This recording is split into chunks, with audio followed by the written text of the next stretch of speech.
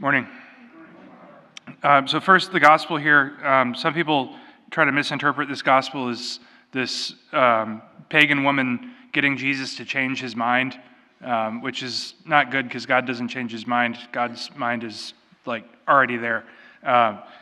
Rather, what's happening here is Jesus is kind of just probing her a little bit more to get her to push and to plead just a little bit more, so that one, the example of prayer can be given, but two, also the example that he's here first to call the house of Israel, and then from the house of Israel to call the Gentiles. But I want to look at Genesis. We've gone through creation here. We had all the earth being made, and the animals have been made now, and God gives Adam the ability here to name all the animals and everything, and he recognizes that still that's not enough, and he needs a partner, a suitable partner. So he makes Eve, and the Hebrew word for spouse literally means helpmate.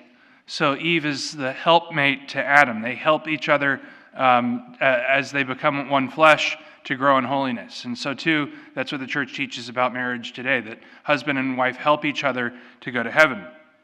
Now, there's two accounts of the creation of Adam and Eve, right, in Genesis, and some people will look at that and say, well, see, that's just proof that this is just kind of a mythological way of understanding the creation of the earth, and that, it could have happened. However, it could have been, the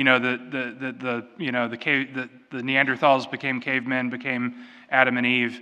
But what the church teaches about creation of man and woman is that all of us have descended from two parents, Adam and Eve.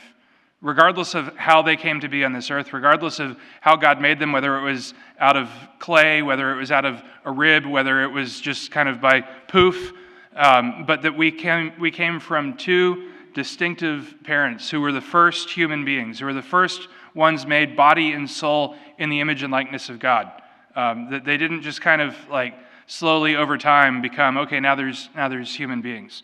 And that's important because it helps us to understand that all of us come from God, that all of us are not just simply here by chance, that we're not just here to see what happens. We weren't just some kind of cosmic accident, but that God intended for each and every one of us to be here.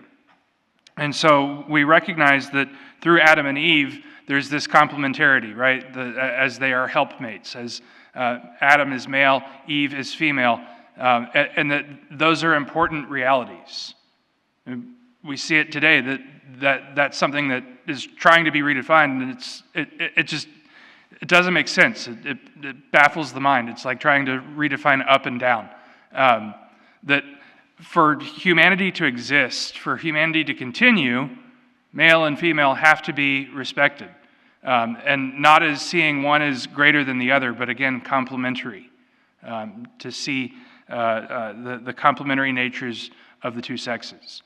And so, from creation, we recognize God's distinct hand in his plan to make us.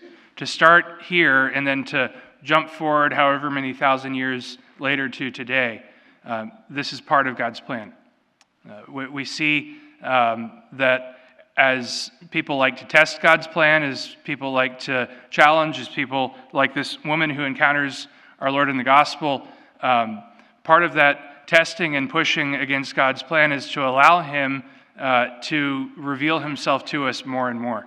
And so in our own lives, let us ask that he would continue to reveal himself to us more and more, that in our own understandings of who we are as men and women who are made in the image and likeness of Christ, that we may recognize that we are all called to a unique share in his plan, that even here and now today on this not so beautiful day outside, but better than yesterday, thankfully, that all of us are called in a very unique way to do the will of God. So let us ask that we may be able to discern that in our lives, what it is that God is asking of me this day, and how I may do it.